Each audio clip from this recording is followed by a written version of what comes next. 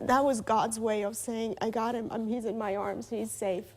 Yes, of course, I mean, yeah, I'd like to think it's my son, but I don't think that's what we can do.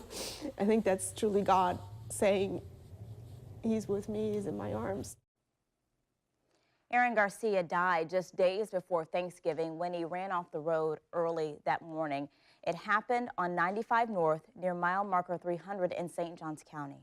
His Camaro that you're going to see right here was so badly damaged after this accident, it was unrecognizable. That is why his mother believes what she found inside that car is a sign from above. 18-year-old Aaron Garcia had come a long way.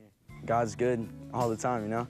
This video is part of his testimony from Gateway Christian Academy, a school he had been sent to a couple of years prior to get his life on track. His parents say that he came home a different young man.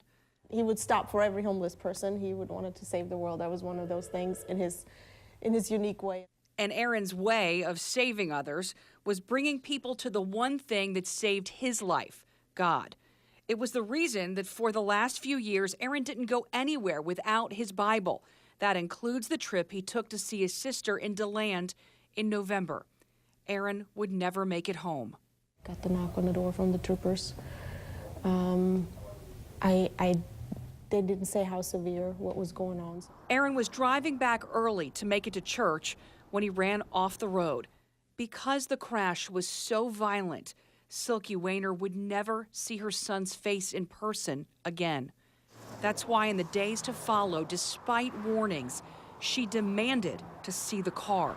I was told the car was caught on fire, and I said, okay, I'm a strong woman, I need to see him, and everybody told me no, and then I had a hard time grasping at the understanding of the severeness.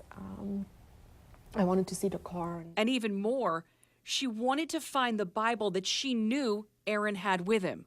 You know, we could find it, and the trooper they try to very delicately explain, ma'am, this car caught on fire, and it's a book. But Silky said she had a strong feeling, so they went to the junkyard, and she found the strength to look at this, what was left of her son's car. She was shocked. It was then she understood what they meant, that there couldn't possibly be anything left. But she walked around it anyway and reached in. It probably sounds crazy to somebody, but it felt lead, because the way I reached in, my hand reached into really sud, and I grabbed, and the first thing that I had in my hand, it was the Bible. She actually had the Bible in her hand probably within 30 to 45 seconds of being at the car, after two people had gone through and looked. And she reached into a middle of a pile of ash in the middle of the car, and she looked up and she said, I found it. And she hadn't even pulled it out of the ash yet. It was Aaron's handwriting on the front, the only thing on the outside that was still legible.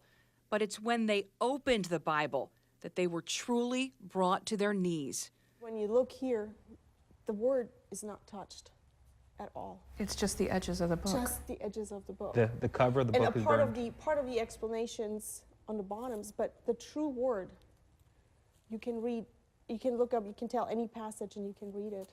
Page after delicate page, untouched. Aaron's notes still there for his family to read. I never know all the whys and hows, but the question of where are you and are you okay? I mean, I got the answer literally in his handwriting, clearer than anything. You know, I don't know how the car cut off the road. I don't know how it crashed, how it caught. All these questions, I don't know. But I know how the book survived, and that's a miracle. Absolutely a miracle. You know, the Wayners are actually sending the Bible out of state now to a restoration expert who says that they can really, you know, there's a process through ozone and a ozone gas chamber that they'll be able to correct a good portion of the damage. So they'll have the book for years to come.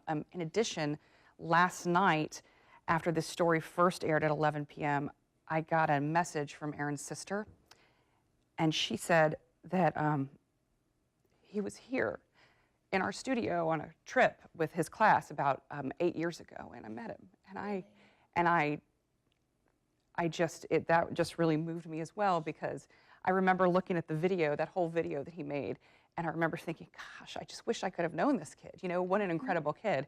So it just was another another twist to the Yeah. story that And it all comes full circle, and I'm so glad you're able to share her story and just how they are using this now to keep their son's memory alive and to give them peace, because that's the hardest part, to try to find any kind of peace in a situation like this, and to think that now they have that. It's just so powerful. it is.